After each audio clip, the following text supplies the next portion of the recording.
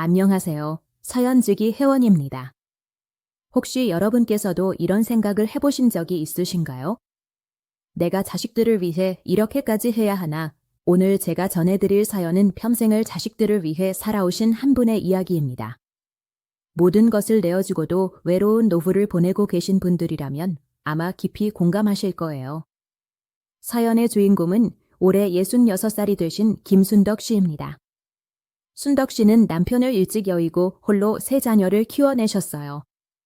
첫째 아들 민수는 39, 둘째 딸 은정이는 36, 막내 아들 진호는 33입니다. 모두 결혼해서 각자의 가정을 꾸리고 있죠. 그때는 정말 어려웠어요. 남편이 갑자기 세상을 떠나고 나니 앞이 캄캄했거든요. 그래도 애들만큼은 제대로 키워내야겠다는 생각 하나로 버텼어요. 순덕 씨는 새벽 4시에 일어나 김밥을 만들어 파는 일부터 시작해서 낮에는 식당에서 설거지를 하고 저녁에는 아파트 청소 일까지 했습니다. 하루에 3가지 일을 하면서도 아이들 앞에서는 힘든 내색 한 번 하지 않으셨어요. 애들이 공부할 때는 옆에서 잠깐이라도 앉아 있어 주고 싶었는데 그럴 여유가 없었어요. 그래도 대학 등록금만큼은 꼭 마련해주고 싶었거든요. 첫째 민수가 대학에 입학할 때 순덕 씨는 살던 집을 팔았습니다. 더 작은 전세방으로 이사를 가면서까지 등록금을 마련해 주셨죠. 둘째 은정이가 대학에 갈 때도 마찬가지였습니다. 이번에는 남편이 남겨둔 작은 가게를 정리해서 합비를 댔어요. 막내 진호까지 대학을 졸업하고 나서 순덕 씨는 안도의 한숨을 쉬셨습니다. 이제 조금은 여유를 가져도 되겠다 싶었거든요. 하지만 현실은 그렇게 만만하지 않았습니다. 첫째 민수가 결혼을 한다고 했을 때 순덕 씨는 또다시 마지막 남은 전세금을 털어서 결혼자금을 지원해 주셨어요. 아들 결혼인데 빈손으로 보낼 수는 없잖아요. 며느리한테 미안하기도 하고요. 둘째 은정이도 막내 진호도 마찬가지였습니다. 결혼할 때마다 순덕 씨는 자신이 가진 모든 것을 내어주셨어요. 마지막에는 갖고 있던 작은 적금까지 모두 털어서 막내 신혼집 전세 보증금까지 보태주셨습니다. 그렇게 모든 것을 내어주고 난 후 순덕 씨에게 남은 건 월세 20만 원짜리 작은 원룸뿐이었습니다. 그때는 뿌듯했어요. 애들이 다 잘 살면 되는 거니까요. 나중에 조금씩이라도 도움을 받으면 되겠거니 했죠. 하지만 현실은 순덕 씨의 기대와는 달랐습니다. 세 자녀 모두 각자의 생활에 바빠서 어머니를 찾는 일이 점점 줄어들었어요. 명절이나 생신에나 안부전화 한 통 받는 것이 전부였습니다. 순덕 씨는 지금 기초생활수급자로 살아가고 계십니다. 나이가 들어 몸도 예전 같지 않아서 일을 하기도 어려워졌거든요. 무릎이 아파서 계단을 오르내리는 것도 힘들어 하시는데 자식들은 그런 어머니의 상황을 잘 모르는 것 같아요. 가끔 아픈 것도 말하고 싶고 외로운 것도 털어놓고 싶은데 애들한테 짐이 될까 봐 말을 못하겠어요. 어느 날 순덕 씨는 감기가 심하게 걸려서 며칠 동안 혼자 알아누웠습니다. 그때 문득 이런 생각이 들었다고 해요. 내가 이대로 죽으면 누가 알까? 며칠이나 지나야 애들이 알게 될까? 그런 순덕 씨에게 최근에 뜻밖의 일이 벌어졌습니다. 도대체 무슨 일이 벌어졌길래 평생을 자식들만 바라보며 살아온 순덕 씨의 마음에 이런 변화가 생긴 걸까요? 순덕 씨의 하루는 새벽 5시에 시작됩니다. 몸이 아픈 날에도 어김없이 일어나서 라디오 체조를 하며 하루를 시작하시죠. 혼자 사는 생활이 벌써 7년째가 되었지만 여전히 익숙하지 않다고 하세요. 처음에는 조용한 게 좋다고 생각했어요. 그런데 시간이 지날수록 이 정적이 무서워지더라고요. 혼자 말하는 습관까지 생겼어요. 순덕 씨는 요즘 가끔씩 자식들에게 안부 전화를 걸어보려다가 망설이곤 합니다. 바쁠 텐데 괜히 방해가 될까 봐서요. 특히 첫째 민수는 사업을 하느라 항상 바빠 보이고 둘째 은정이는 아이들 키우느라 정신이 없어 보이거든요. 막내 진호가 그나마 가끔 연락을 하는데 그것도 돈이 급할 때가 대부분이에요. 생활비가 부족하다고, 아이 학원비가 모자란다고. 진호는 아직도 가끔씩 어머니께 돈을 빌려달라고 연락을 드립니다. 순덕 씨는 기초생활수급자로 받는 얼마 안 되는 생활비에서라도 조금씩 보내드리곤 해요. 사실 순덕 씨 본인도 매달 병원비며 생활비가 따뜻한데 말이죠. 내가 연락을 하면 반가우니까 거절을 못하겠어요. 그래도 내 자식인데. 그런데 최근에 순덕 씨는 우연히 충격적인 사실을 알게 되었습니다. 어느 날 마트에서 장을 보는데 첫째 며느리 영희 씨를 만났어요. 오랜만에 만난 며느리는 명품 가방을 들고 있었고 아이들도 말끔하게 차려입혀 놨더라고요. 어머니, 안녕하세요. 오랜만이에요.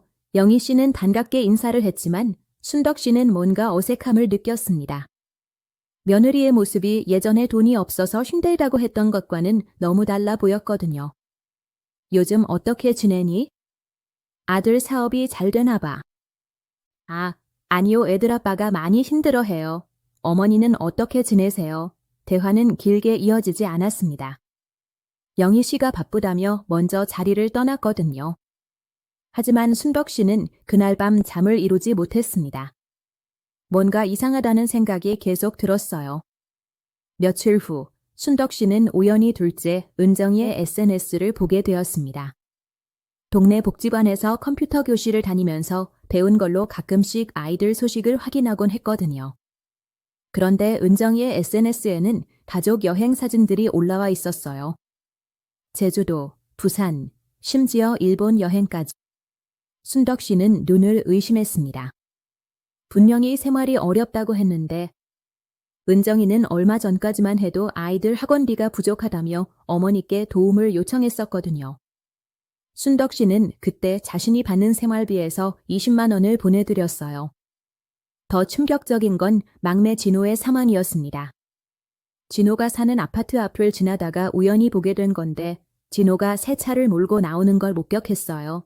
분명히 차를 사려면 돈이 부족하다고 했는데 순덕 씨는 그때 진호에게 마지막 적금을 깨서 500만 원을 보내준 기억이 났습니다.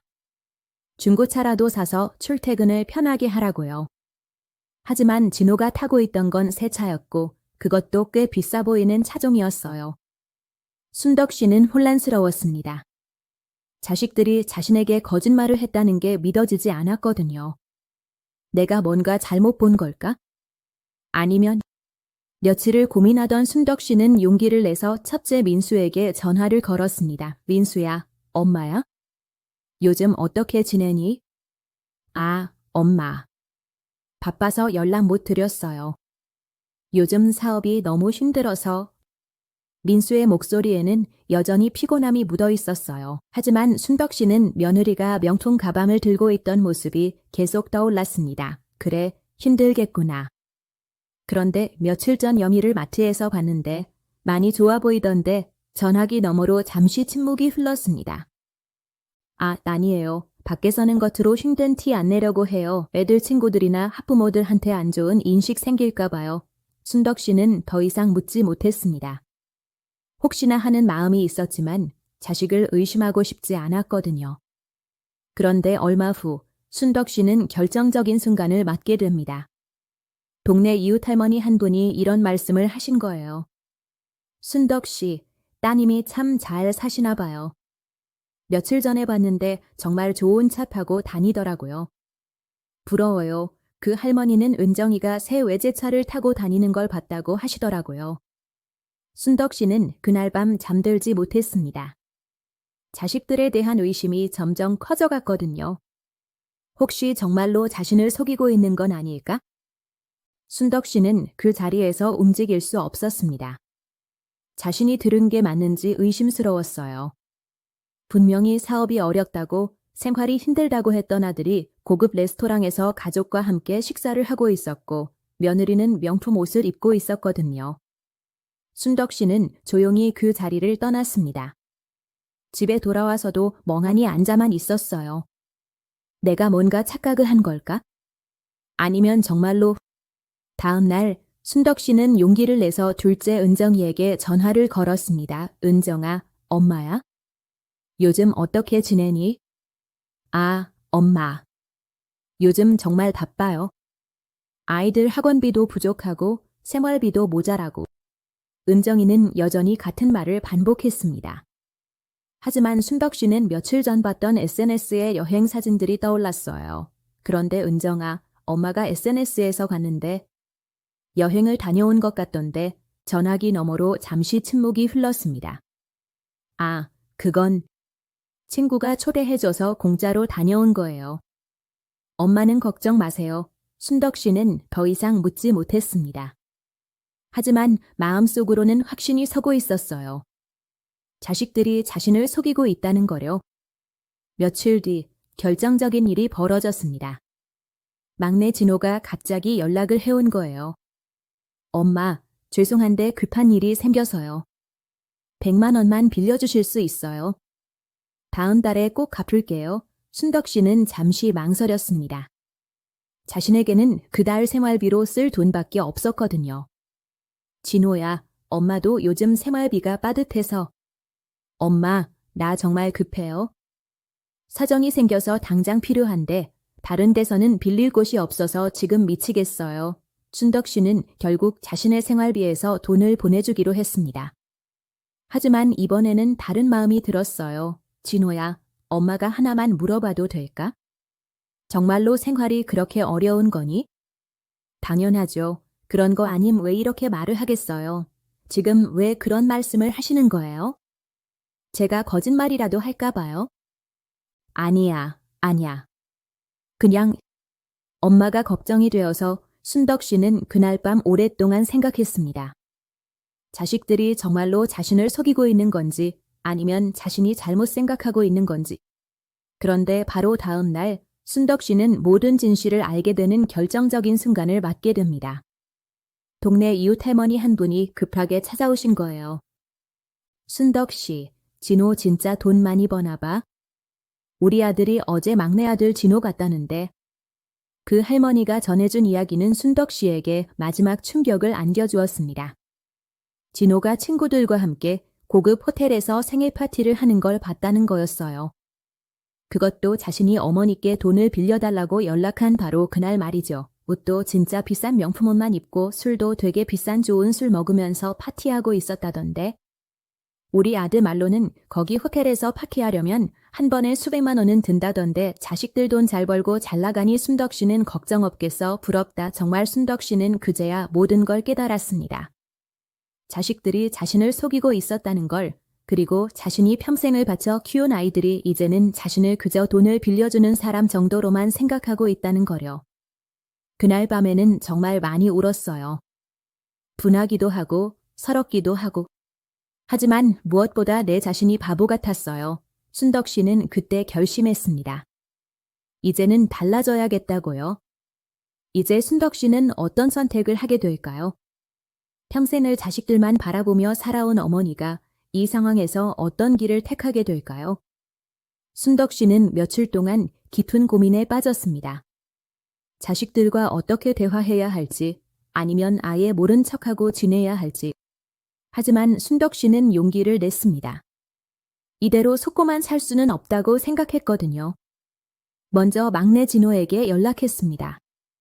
진호야, 엄마야. 시간 있을 때 한번 와보지 않을래? 엄마, 왜요? 무슨 일 있어요? 요새 저 진짜 바쁜데 다음에 가면 안 돼요? 그냥 오랜만에 얘기하고 싶어서. 진호는 며칠 뒤에 찾아왔습니다. 하지만 예전처럼 반가운 마음은 들지 않더라고요. 엄마, 하실 말씀이 뭐예요? 빨리 말씀 주세요. 저 빨리 가봐야 해요. 진호의 물음에 순덕 씨는 차분하게 말했습니다. 진호야, 엄마가 하나 물어볼 게 있어? 너 정말로 생활이 어려운 거니? 진호는 잠시 당황하는 기색을 보였지만 곧 대답했어요. 당연하죠. 힘드니까 엄마한테 이렇게 얘기하는 거지. 엄마, 왜 그런 말을 해요? 그럼 며칠 전에 호텔에서 생일 파티한 거는 뭐니? 순덕 씨의 말에 진호의 얼굴이 하얗게 변했습니다. 너. 그걸 어떻게 아셨어요? 거짓말 하는 것 같아서 저 가시라도 하신 거예요? 아니, 이웃 할머니 아들이 봤대. 그날이 바로 엄마한테 돈 빌려달라고 한 날이던데. 진호는 한동안 말을 하지 못했습니다. 하지만 그러다가 당당하게 화난 목소리로 말했어요. 그건 우선 죄송해요. 하지만 그때 그건 정말 특별한 날이어서 제가 하고 싶어서 했겠어요. 특별한 날이면 어머니한테 거짓말해도 되는 거니 순덕 씨의 목소리에는 서운함이 묻어 있었어요. 화가 나기보다는 슬펐거든요. 엄마, 저희도 진짜 힘들어요. 어쩌다가 그때 한번. 진호야, 순덕 씨가 말을 끊었습니다. 엄마는 너희가 잘 사는 게 싫은 게 아니야. 자식이 잘 산다는데 어느 부모가 싫어하겠어? 당연히 좋지. 하지만 엄마를 속이면서까지 그래야 했어. 진호는 엄마의 말에 고개를 숙였습니다. 엄마가 걱정하실까 봐 제 사정 가는 말씀 안 드리는 것도 있어요. 그리고 엄마가 저를 도와주실 수도 있는 거 아니에요? 솔직히 말하면 엄마가 도와주시니까 조금 편한 것도 있지만 넉넉하게 도와주시진 않으시잖아요. 진호와의 대화 후 숨이 턱 막혀왔지만 우선 제 마음을 진정하는 게 우선이었어요. 더 이상 얘기하기 싫다고 진호를 보내고 오순덕 씨는 다른 자식들과도 차례로 이야기를 나눴습니다. 첫째 민수, 둘째 은정이 모두 뻔뻔하기 그지 없더라고요. 궁색한 변명만 전마니까 당연히 도와줘야 되는 거 아니에요? 우리 힘든 거 안 보이세요? 하전은 할 말을 잃었어요. 그러더니 결국 사실을 인정하긴 하더라고요. 엄마, 죄송해요.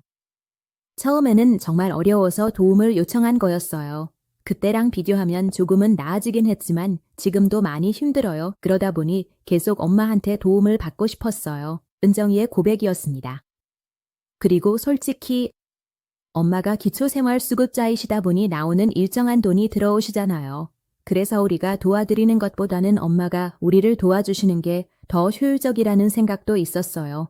민수의 말에 순덕 씨는 할 말을 잃었습니다. 자식들이 자신을 그런 식으로 생각하고 있었다는 게 믿어지지 않았거든요. 가슴이 미어지도록 너무 슬프고 또 슬펐습니다. 하지만 순덕 씨는 자식들을 탓하지 않기로 했습니다. 대신 이렇게 말했어요. 애들아, 엄마는 너희가 잘 사는 게 정말 기뻐. 하지만 이제는 엄마도 내 인생을 살고 싶어. 아니 살아야겠다. 순덕 씨는 자식들에게 더 이상 경제적 도움을 주지 않겠다고 선언했습니다. 그리고 앞으로는 정말 급한 일이 아니면 돈을 빌려달라고 하지 말라고도 했어요. 처음에는 자식들이 당황했습니다. 특히 막내 진호는 이해할 수 없다는 반응을 보였어요. 엄마, 그러면 저희는 어떻게 살라는 거예요? 너희는 다 성인이고 각자의 가정이 있잖니 이제는 스스로 해결해야지. 오순덕 씨는 많은 할 말이 있었지만 침착하고 단호하게 말했어요. 그러자 자식들은 한숨을 푹푹 내쉬면서 더 이상 아무 말도 하지 않았어요. 그러더니 뭐가 그렇게 화가 나는지 다들 각자 나가버렸어요. 그 후 몇 달이 지났습니다. 처음에는 자식들의 연락이 또 끊어졌어요. 순덕 씨는 외로웠지만 후회하지 않았습니다. 대신 순덕 씨는 자신만의 시간을 갖기 시작했어요. 복지관에서 하는 프로그램들에 적극적으로 참여하고 같은 처지의 어르신들과 친구가 되었습니다. 처음에는 어색했어요. 평생을 자식들만 생각하고 살았거든요. 하지만 나만의 인생이 있다는 걸 깨달았어요. 순덕 씨는 복지관에서 만난 친구들과 함께 작은 여행도 다녀오고 함께 요리도 해먹으며 즐거운 시간을 보내기 시작했습니다. 그리고 5개월 정도 지났을 때 첫째 민수에게서 연락이 왔어요. 엄마, 안녕하세요. 요즘 어떻게 지내세요? 응, 잘 지내고 있어. 엄마, 그동안 죄송했어요. 제가 너무 당연하게 생각했네요. 처음엔 민수의 그 목소리에 진심이 있는지 솔직히 의문이 들었어요. 엄마가 그동안 얼마나 힘드셨을지. 이제야 조금 알 것 같아요. 하면서 그동안 본인한테 있었던 일들을 얘기를 하더라고요. 얼마나 힘들었었는지 울면서 엄마를 찾는 첫째의 목소리에 그제서야 진심이 느껴졌습니다. 그 후로 자식들은 차츰 달라지기 시작했습니다. 돈을 빌려달라는 연락은 없어지고 대신 안부를 묻는 전화가 늘어났어요. 명절이나 생신에도 오지 않던 아이들이 꼭 찾아오거나 연락이 오게 되었습니다. 물론 예전처럼 가깝지는 않아요. 하지만 이제는 진짜 안부를 묻는 연락이에요. 돈 때문이 아니라요. 순덕 씨는 지금 자신만의 소소한 행복을 찾아가고 있습니다. 자식들에게 모든 것을 내어주고 텅 빈 마음으로 살았던 때와는 달리 이제는 자신을 위한 시간을 갖고 있어요. 사랑은 흘려보내는 것만으로는 모자라더군요.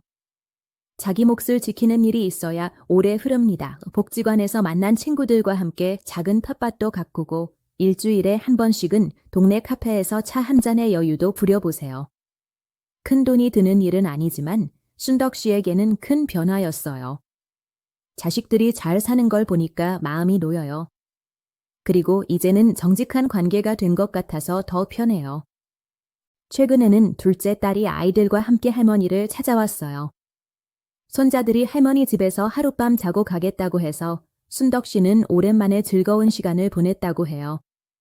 손자들이 할머니 집이 좋다고 하더라고요. 예전에는 할머니가 잘 놀아주시긴 해도 용돈을 줘서 좋았었는데 이제는 그냥 할머니와 시간을 보내며 노는 게 좋다고 해요. 순덕 씨는 이제 자식들에 대한 걱정을 내려놓았습니다. 대신 자신의 남은 인생을 어떻게 보낼지에 대해 생각하고 있어요. 여러분은 순덕 씨의 이야기를 들으시면서 어떤 생각이 드셨나요? 부모라는 이름으로 평생을 살아오시면서 자신의 행복은 뒤로 한 채 자식들만 바라보며 살아오신 분들이 많으실 텐데요. 순덕 씨처럼 용기를 내어 자신만의 삶을 찾아가는 것도 때로는 필요한 일인 것 같습니다. 부모라는 이름으로 평생을 살아오셨다면 혹은 그 사람을 당연하게 여겨왔다면 오늘 순덕 씨의 용기가 작은 질문을 던졌을지도 모릅니다. 나의 행복은 어디에 있는가? 라고 말이죠. 혹시 비슷한 경험이 있으시거나 순덕 씨에게 하고 싶은 말씀이 있으시다면 댓글로 나누어 주세요. 여러분의 이야기가 또 다른 누군가에게는 나를 찾아 떠나는 여행의 첫걸음이 될 수 있을 거예요. 오늘 순덕 씨는 복지관 친구분들과 함께 직접 가꾼 텃밭에서 저녁 식사를 하신다고 합니다. 모든 것을 내어주었던 그 손으로 이제는 자신의 행복을 정성껏 가꾸고 계십니다. 오늘도 당신 곁에 있습니다. 저에게 당신의 힘듦을 나눠보세요.